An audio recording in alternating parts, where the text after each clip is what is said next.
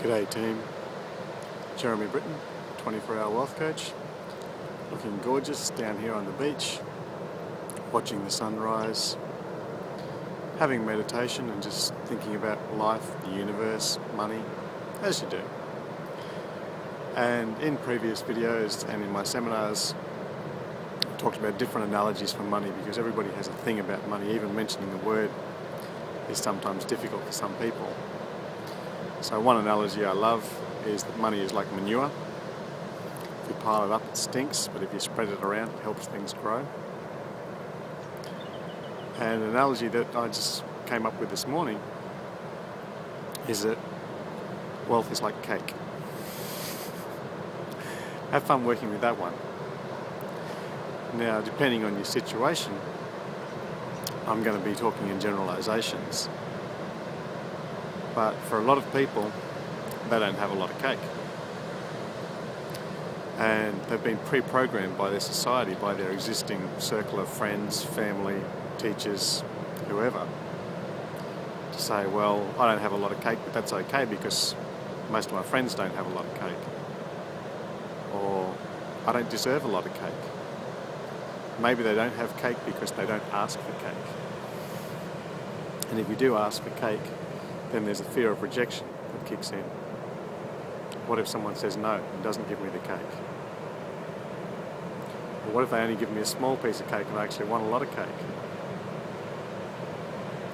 There's a few ways that you can actually fix your cake problem, if in fact it is a problem. You can become a co-creator rather than someone who's actually sitting there asking for the cake. Now, obviously, if you're sitting there and asking for a piece of cake and someone gives you a piece of cake, then they're going to give you a small piece of cake, not the entire cake, not half the cake, not 3 cakes, because that's what you feel you deserve. When you're asking for some cake, you're only expecting a small part, and you're not really putting much effort in. But imagine if you were actually co-creating, if you were helping to make the cake, then you would feel that you actually deserve possibly at least half of the cake. What if you don't have the ingredients for the cake? What if you don't have any money with which to do any joint ventures? What if you don't have the flour or the sugar or the eggs? Imagine that someone who's got a lot of those ingredients, or someone who's got a lot of money, possibly doesn't have a lot of time. I'm squinting because the sun's rising in my eyes. And the person who's got a lot of money but doesn't have a lot of time, they might not have the time to find out the new techniques for making money or for making cakes. So if you don't have a lot of money right now, you may have a lot of time. You can go and study things.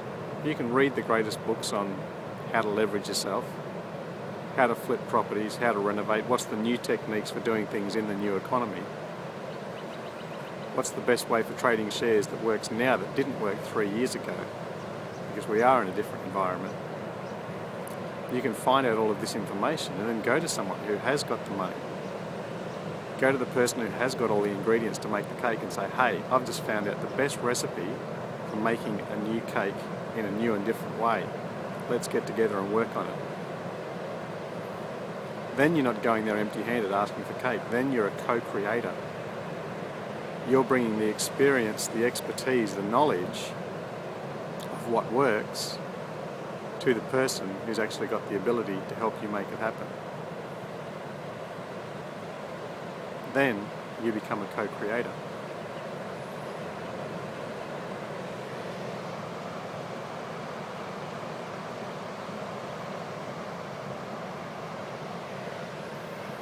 Then you deserve much more than just a simple piece of cake. You can actually have more if you become more valuable. Study some things while you've got some time, find out some techniques while you've got the ability, and then go to someone who's got the ability to make it happen. You get the recipe, they'll get the ingredients. Together you can do a joint venture with a venture partner. You'll be entitled to a lot more than just a simple piece of cake. Have a great day.